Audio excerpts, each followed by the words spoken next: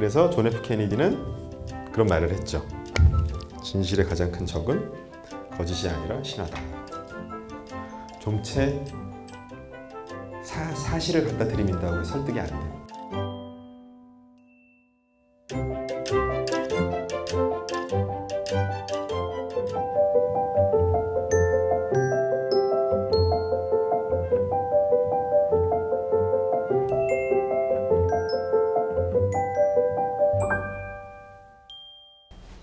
제이채널이라고 하는 프로그램은 사실은 프로그램이 아니었고요. SB라고 하는 정기방송 중간중간에 살짝살짝 나오는 각종 잡다한 짧은 영상의 일환으로 출발을 했습니다. 지금은 굉장히 익숙하고 사실은 유사한 제이채널과 유사한 프로그램이 너무 많고 저도 사실 뉴스타파에서 거의 유사한 포맷으로 자기 복제를 하고 있죠. 어쨌든 지금 익숙하지만 이제 그 당시만 해도 굉장히 독특하고 보지 못했던 그런 형식으로 나름 만들었고 그 형식을 만들면서 가장 중요한 점은 아까 기획에도 잠깐 말씀드렸지만 여러분들의 시선을 사로잡는 것. 즉 내용에 대해서는 그다지 크게 고민하지 않았습니다. 그래서 형식에 해서 접근을 하다 보니까 시선을 사로잡아야 되잖아요. 그래서 여러분이 아시는 것처럼 막 자막이 왔다 갔다 움직이고 기존에 이제 하단 말자막에서 바닥에만 붙어있던 자막들이 위로 올라와서 움직이거나 하나의 영상 효과처럼 하고 음악도 방송음악이 아니라 막 팝이라든지 이런 거 깔고 편집도 지금은 디지털 편집이라 그래서 계속 화면이 무빙을 주는 즉 일반 그냥 그림을 딱 찍어서 그냥 트는 게 아니라 꾸밈을 이렇게 하는 것들이 많이 보편화되어 있지만 그 당시만 해도 프로그램 전체를 디지털 편집을 하는 경우가 없었어요. 모든 방송사에서. 아무리 짧아도. 근데 제이채널은 러닝타임 전부를 디지털 편집을 다 해서 대단히 화려하게. 그리고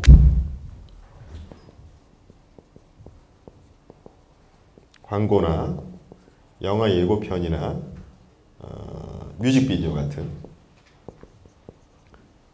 그 목적 자체가 사람의 시선을 사로잡는 걸로 대단히 특화되어 있는 것들을 최대한 많이 벤치마킹을 해서 제 나름대로 조합을 했습니다. 근데 문제가 근데 저도 신났죠. 왜냐면 이제 이거 뭔가 좀 될 것 같다. 내부 시사를 하니까 피드백도 좋고 이거 신기한데. 근데 그렇게 몇 번 시사를 혼자 이렇게 바람이 들어가지고 몇 번 돌아다니면서 보다 보니까 한 세 번째, 네 번째 정도 보니까 뭔가 좀 대단히 공허한 어떤 지점이 발생을 한다는 느낌이 받았어요. 동시에 그런 식으로 러닝타임을 끝까지 끌고 가기가 좀 어렵다는 느낌. 쉽게 말하면 이런 거죠. 1초 동안 총알이 뭐 900m 날아간다. 뭐 어쩌라고. 뭐 이런 느낌. 만드는 연출자가 이런 생각을 하는데 보는 사람 중에서 그러지 않으란 법이 없잖아요. 그러면 분명히 이건 문제가 있다는 걸 발견됐는데 제가 예전 같았으면 그냥 툭 치고 넘어갔을 텐데 이때만 해도 뭔가 좀 이게 나의 마지막 기회다 뭐 이런 약간 절박함이 있었기 때문에 그 문제점을 해결하고 싶어졌죠. 제가 형식에 신나게 시간을 투여하고 혼자 자뻑해갖고 돌아다니는 바람에 저에게 2달 정도의 시간이 방송까지 주어졌었는데 제가 1달 반 정도를 다 써버렸어요. 이미 2주 정도밖에 안 남았기 때문에 저는 죽으나 사나 1초를 버릴 수가 없다. 이거를 이거 아니야 라고 하고 다른 거 만들기에는 시간이 없는 거죠. 그러면 저에게서 주어진 선택은 기존에 편집해놓은 이걸 최대한 활용하되 플러스 이런 부분을 마련해 줄 수 있는 거를 보완.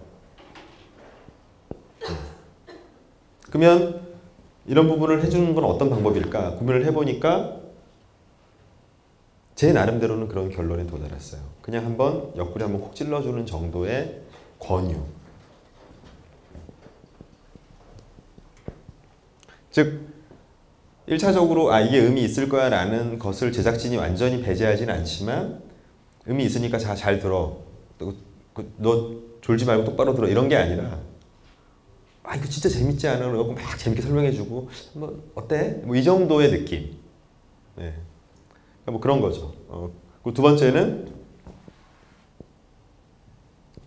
최종 판단을 제작진에서 떠먹이는 게 아니라 시청자 나름대로 할 수 있는 공간을 마련해 주는 거. 이 2가지 정도. 그래서 1초와 관련돼서 이런 뉘앙스가 나는 하나의 지식을 좀 찾자. 그러면 그걸 좀 보완하면 되지 않을까 해서 우주 역사 150억 년을 1년으로 축소하면 인류가 역사를 만들어온 시간이 1초라고 하는 문장은 이래라 저래라 여러분한테 강요하진 않지만 그렇다고 아무런 말도 하지 않는 것도 아니에요.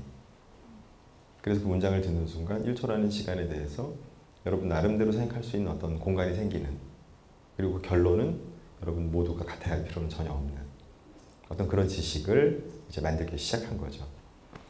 그래서 얼마 후에 이제 스페셜 편도 만들게 되는데 거기서 좀 더 명확하게 이 프로그램의 정체성을 규정하고자 지식 채널이는 생각하는 힘이라고 하는 슬로건을 하나 더 만들어냅니다. 그래서 사실 지식 프로그램이긴 하지만 엄격하게 얘기하면 생각 프로그램이 되는 거죠. 지식은 목적이 되는 것이 아니라, 그러니까 기존에 우리가 어떤 교양 프로그램에서 지식을 얻는다라고 하면은 그 지식의 내용을 이해하거나 암기하는 것이 목적이었다면 지식 채널은 그럴 필요 없다는 거죠. 여러분들이 나름대로 그 지식을 수단으로 해서 생각을 하는 게 더 중요하고 그게 목적이다 라고 하는 것이 지식 채널이라는 프로그램의 정체성으로 자리 잡게 됩니다. 자, 어쨌든 마지막 이제 이야기로 가겠습니다. 근데 이런 것들이 이제 아까 잠깐 말씀드리는 것처럼 이제 총 합체가 돼서, 즉 모른다는 것도 모르는 상태. 두 번째, 프레임이 강하게 걸려 있다. 세 번째, 이게 시간이 아주 오래돼서 모든 사람들이 거의 그렇게 알고 있는 상태. 그래서 네 번째, 그냥 이게 이거라고 진실이라고 생각하는 것이 마음도 편하고 특별히 문제도 없고 아니라고 부정하면 피곤하고 여러 가지로 이거를 신화라고 부릅니다. 신화. 이게 뭐가 있을까 해서 찾았어요. 그래서 많이 얘들을. 그 중에서 가장 대표적인 예가 헬렌 켈러 편인데 보신 분도 계시겠지만 뭐 이런 겁니다. 첫 번째 한번 해볼까요? 헬렌 켈러가 20살 이후에 어떻게 살았는지 아시는 분 한번 손만 살짝 들어보세요. 한 분. 그러니까 손만 살짝 들어보세요. 손만. 두 분. 자, 두 번째. 제가 이 질문을 던지기 전에 본인이 헬렌 켈러가 20살부터 죽을 때까지 뭐가 살았는지를 모른다는 걸 아셨던 분. 그러니까 쉽게 얘기하면 여러분이 본 위인전기 중에서 사람이 죽지 않았음에도 불구하고 나이가 20살 되고 대학에 입학했다는 이유만으로 끝난 위인전기를 헬렌 켈러 말고 다른 걸 보신 적 있으십니까? 만약에 여러분이 이순신장 위인전기를 샀는데 무가급제하고 끝났어요. 위인전기가. 그럼 여러분은 어떻게 해요? 항의를 하겠죠.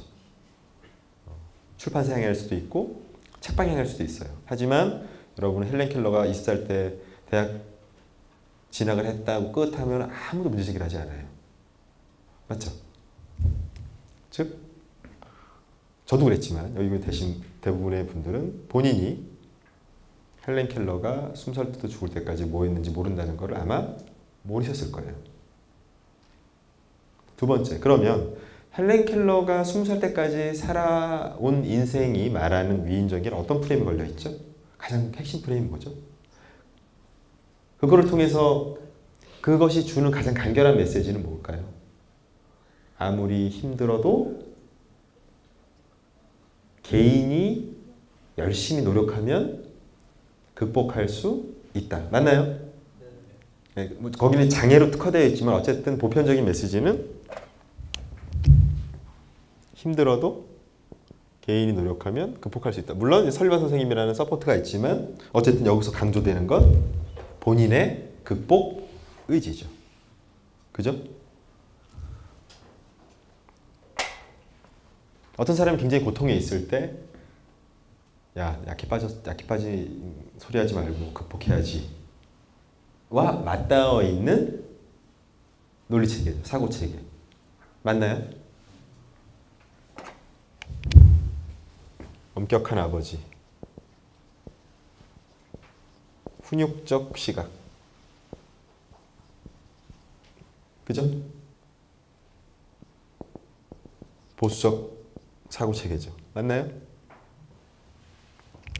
저렇게 힘든 애를 어떻게 가만히 둬 모두가 가서 도와줘야지 이런 게 보통 일반적으로 연대 뭐 이런 게 보통 진보고 아무리 어려워도 자기 노력으로 극복하고 그것이 진정한 이게 보수 그게 어느 게 낫고 아니고는 얘기하는 게 아니고 상황에 따라 다를 수 있지만 어쨌든 그런 프레임이 걸려 있죠. 그죠? 시간이 너무 오래됐어요. 이 이야기가 나온 지. 그래서 아무도 여기에 대해서 이의 제기를 하지 않습니다. 맞나요? 자, 그러면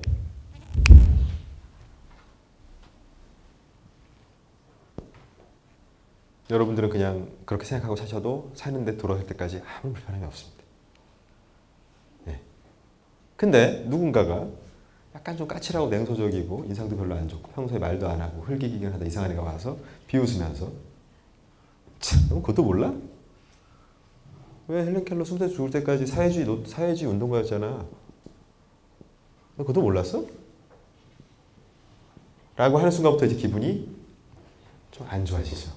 네.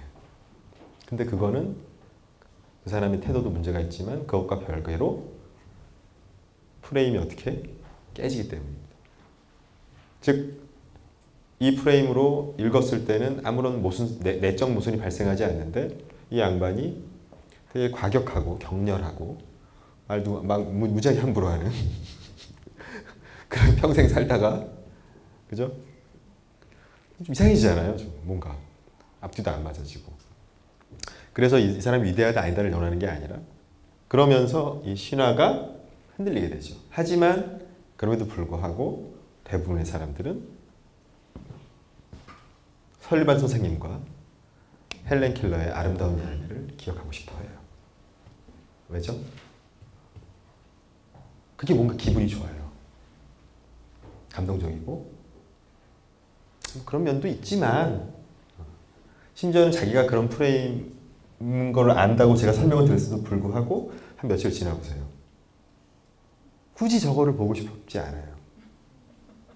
그게 신화의 파괴력입니다. 그래서 존 F 케네디는 그런 말을 했죠. 진실의 가장 큰 적은 거짓이 아니라 신화다.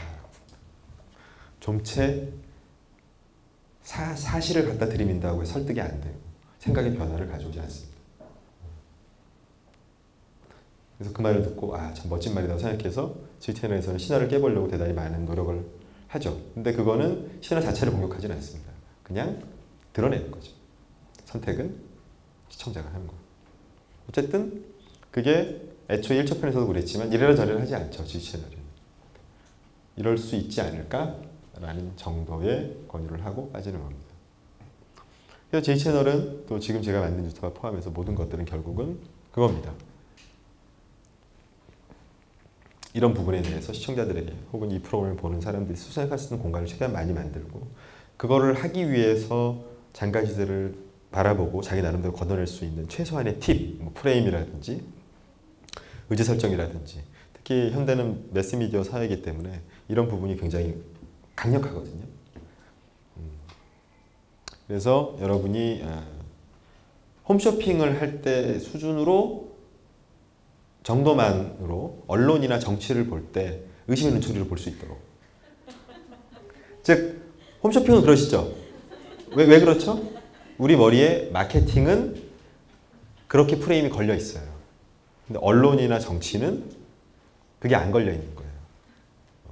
그래서 무조건 거짓말을 할 거라고 생각하시라는 게 아니라 그런 부분을 내 스스로 판단하지 않으면 안 된다라고 하는 압박을 스스로에게 줄 수 있는 잘못된 되게 중요한 부분에서 잘못된 프레임 체계를 가지고 있는 걸 스스로 셀프 필터링할 수 있는 정도의 팁을 드리려고 애를 쓰고 있습니다.